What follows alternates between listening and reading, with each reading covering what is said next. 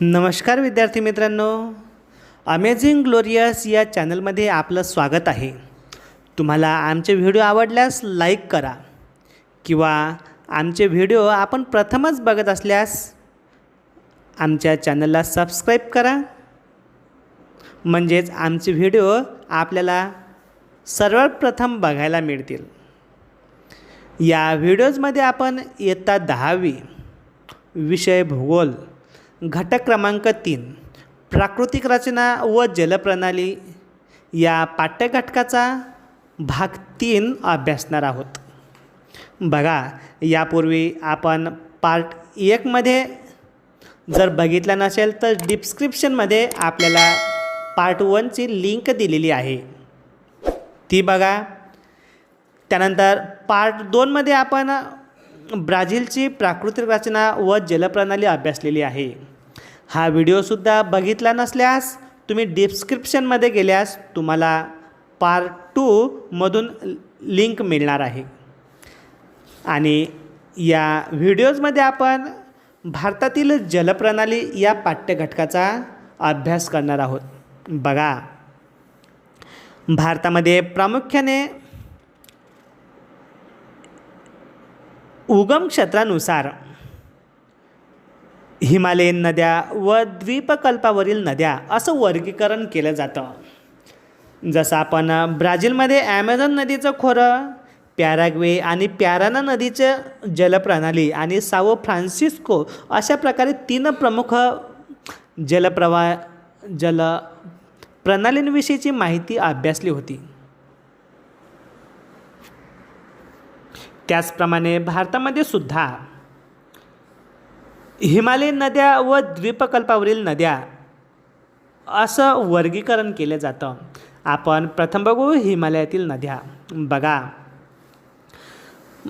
भारतातील बहुतेक हिमालयीन नद्या ह्या प्रामुख्याने हिमनद्यांपासून उगम पावतात.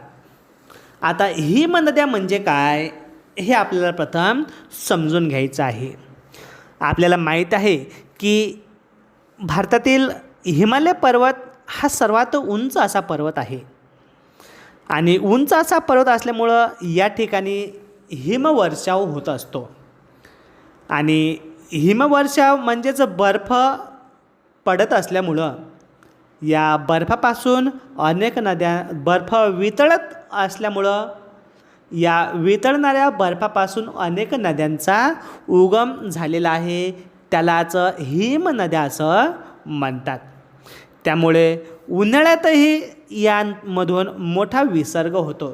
याचं कारण असं आहे की पावसाळ्यामध्ये पाऊस पडत असल्यामुळं या नद्यांना पाणी राहतं, परंतु हा हिमालयीन प्रदेश असल्यामुळं हिवाळ्यामध्ये बर्फ पडतं आणि पावसाळा सुरू झाल्यानंतर या साचलेल्या बर्फाचं वितळणं सुरू होतं. म्हणजे जसजसं तापमान वाढतं तसतसं या बर्फाचं वितळणं सुरू झाल्यामुळं उन्हाळ्यातसुद्धा या नद्यांना पाणी राहतं आणि त्यामुळंच यांना बारमाही नद्या असं म्हणतात. बघा, या हिमालयीन नद्यांमध्ये पहिला गट आहे सिंधू नदीचा. बघा, सिंधू व तिच्या उपनद्या हा पहिला गट आहे आणि गंगा व तिच्या उपनद्या असा दुसरा गट आहे. त्यामध्ये आपण प्रथम बघू सिंधू नदी व तिच्या उपनद्या. बघा, सिंधू व तिच्या उपनद्या. सिंधूच्या उपनद्यांमध्ये प्रामुख्याने झेलम, चिनाब, रावी व बियास या नद्यांचा समावेश होतो. याशिवाय सतलज हे सुद्धा सिंधू नदीची महत्त्वाची उपनदी आहे आणि तिचा स्वतंत्रपणे आपण पुढे अभ्यास करणारच आहोत. बघा, पश्चिम हिमालयात म्हणजेच जम्मू काश्मीर राज्यातून ह्या नद्या वाहतात आणि त्या एकमेकींना बऱ्याचशा समांतर आहेत.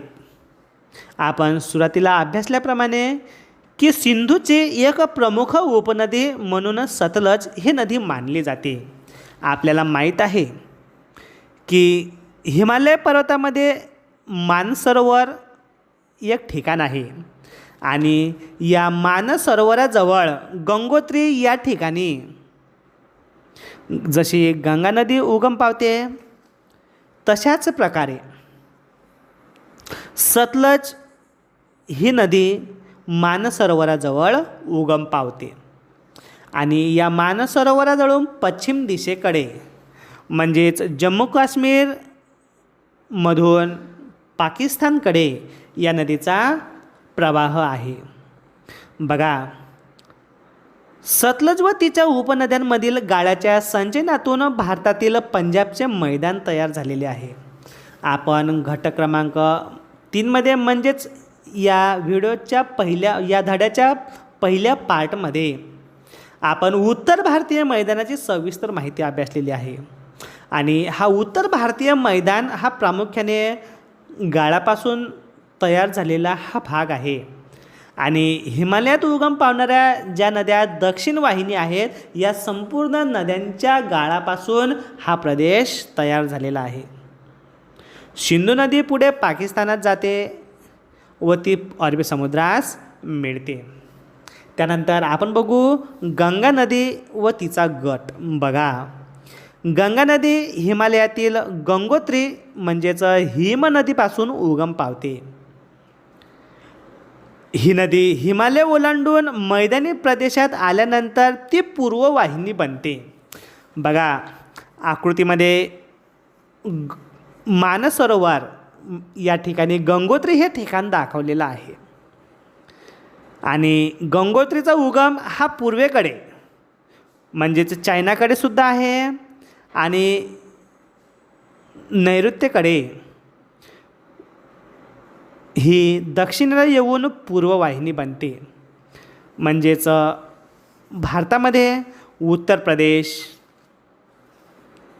मध्य प्रदेश, छत्तीसगड आणि ओडिशा, पश्चिम बंगाल या प्रदेशामध्ये ती प्रवाहित होते. आणि हिमालयात उगम पावणाऱ्या गंगेच्या अनेक उपनद्या अशाच मार्गाने वाहतात आणि शेवटी यमुनोत्री येथे उगम पावणारी यमुना ही गंगेची एक प्रमुख उपनदी आहे. आता आपण गंगा नदीचा प्रवाह कशा प्रकारे वेगवेगळ्या प्रदेशामध्ये होतो आणि वेगवेगळ्या प्रदेशामध्ये ती कोणकोणत्या नावाने ओळखल्या जाते हे आपण बघणार आहोत. यावरून असं लक्षात येते की भारतातील सर्वात मोठी नदी म्हणूनही गंगा नदीचा उल्लेख केला जातो. तो कशा प्रकारे आणि का हे आपल्याला पुढील प्रमाणे सांगता येते. बघा, गंगेची एक मोठी उपनदी बृहद हिमालयाच्या उत्तर भागातून वाहते. बृहद हिमालय आपल्याला माहीत आहे की प्रामुख्याने हिमालयाचं दक्षिण टोक शिवालिक रांगेच्या भागामध्ये हे येते आणि येथून हिमालय ओलांडून भारतीय हद्दीत ती प्रवेश करते. हिमालयातून वाहते तेव्हा ती स्तांगपो या नावानं ओळखल्या जाते. बघा, आकृतीमध्ये तुम्हाला स्तांगपो म्हणजेच चायना किंवा तिबेटच्या परिसरामध्ये तुम्हाला या नदीचा प्रवाह झालेला आपल्याला दिसून येतो. गंगा नदी जेव्हा ही तिबेटमध्ये वाहते तेव्हा ती स्तांगपो या नावानं ओळखल्या जाते. आणि स्तांगपो या शब्दाचा अर्थ आहे शुद्ध करणारी. म्हणजे बघा, किती चांगला अर्थ आपल्याला या नदीचा सांगता येतो. हिमालय ओलांडणाऱ्या तिच्या प्रवाहास दिहांग असं म्हणतात. बघा, तुम्हाला आकृतीमध्ये नकाशामध्ये अरुणाचल प्रदेश आपण घटक क्रमांक 2मध्ये घटक राज्य कोणत्या दिशेला कोणतं राज्य आहे याविषयीची माहिती अभ्यासलेली आहे. भारताच्या अगदी पूर्वेकडचा जो घटक राज्य आहे हे अरुणाचल प्रदेश आहे. आणि अरुणाचल प्रदेशमध्ये आकृती 3.5 बघा, तुम्हाला तिथं दिहांग असं नाव दिसतंय. म्हणजेच गंगा नदी ही जेव्हा अरुणाचल प्रदेशमध्ये प्रवाहित होते तेव्हा तिला दिहांग या नावानं ओळखलं जातं. त्यानंतर पूर्वेकडे वाहणाऱ्या नदीस म्हणजे तेथून ती जेव्हा पूर्वेकडे येते म्हणजेच ती जेव्हा आसाममध्ये येते तेव्हा ती ब्रह्मपुत्रा या नावानं ओळखल्या जाते. बघा आकृतीमध्ये तुम्हाला ब्रह्मपुत्रा ही आसाममध्ये आहे असं दिसतं. तुम्हाला माहीत आहे की आसामचं पूर्ण जीवन हे ब्रह्मपुत्रा या नदीवर अवलंबून आहे. म्हणूनच ब्रह्मपुत्रा या नदीला आसामची जीवनवाहिनी असंही म्हणतात. आसाममध्ये आल्यानंतर ती बांगलादेशात मिळते. बघा आकृतीमध्ये बांगलादेशमध्ये ती कशा प्रकारे हुगडी या ठिकाणावरून मिळते याविषयीची माहिती आपल्याला दिसते. बघा बांगलादेशामध्ये तेथे पाणी आणि अवसाद म्हणजेच गाळ यांचा विसर्ग होऊन गाळ आणि पाणी यांचा विसर्ग वाहून आल्यामुळं विस्तीर्ण असा त्रिभुज प्रदेश निर्माण झालेला आहे. बघा आणि द्वीपकल्पीय नद्यांपैकी सुद्धा अनेक नद्या याच पूर्ववाहिनीवर गंगेला येऊन मिळतात. ज्या गंगेला येऊन मिळतात त्यामध्ये प्रामुख्याने चंबळ, केन, बेटवा आणि शोण या नद्यांचा समावेश होतो.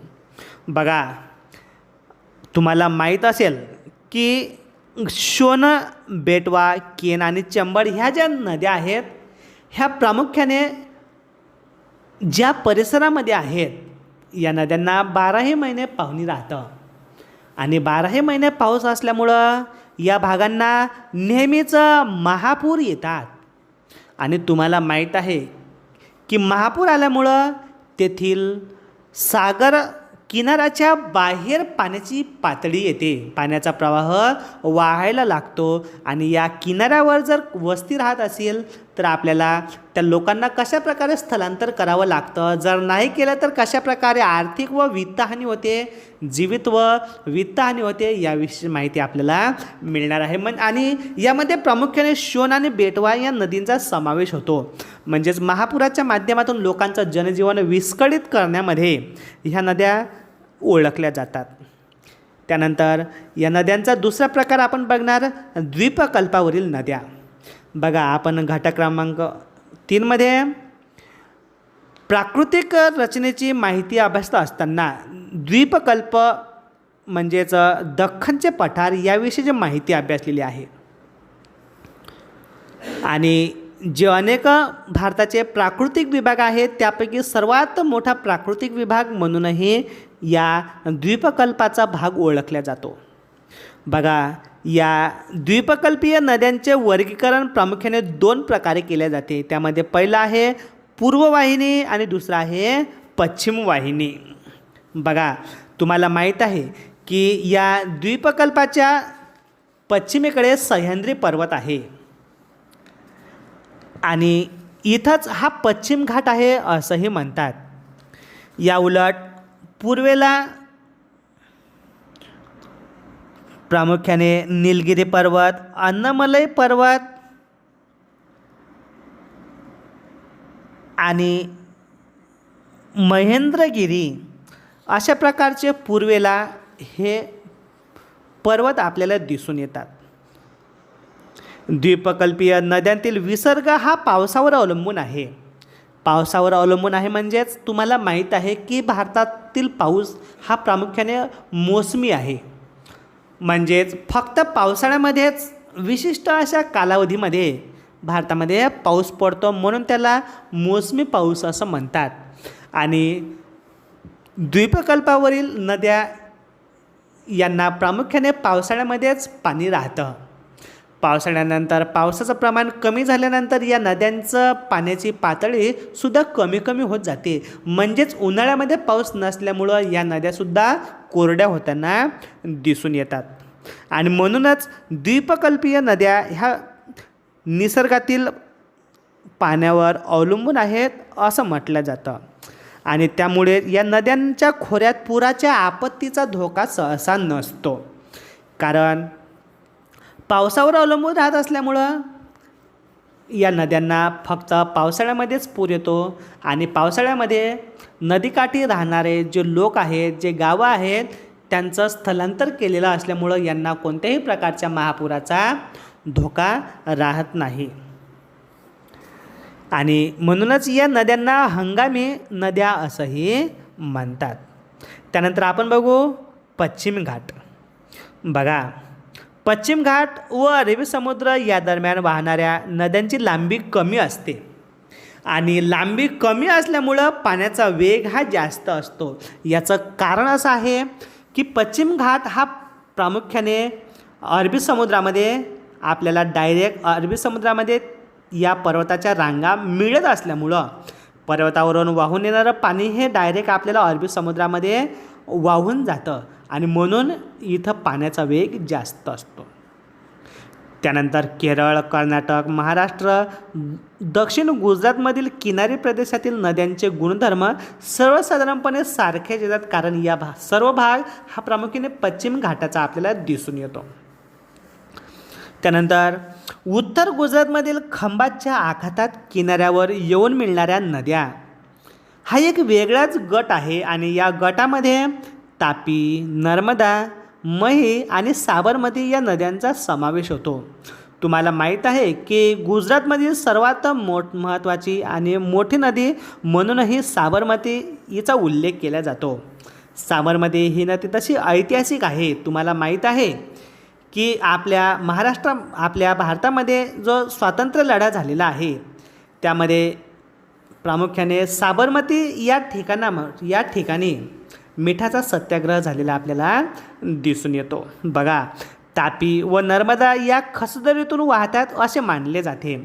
आपण इयत्ता 9वीमध्ये खचदरी हा नैसर्गिक आणि प्राकृतिक विभाग आहे, तो कशाप्रकारे निर्माण होतो याविषयीची सविस्तर माहिती अभ्यासलेली आहे आणि खचदरीचं उदाहरण म्हणून तापी आणि नर्मदा या 2 नद्या सांगता येतात. बघा, मही नदी नैऋत्य ईशान्य दिशेने वाहते, तर अरवली दक्षिण उतारावर उगम पावणारी जी साबरमती नदी आहे ही उत्तर दक्षिणेस वाहते.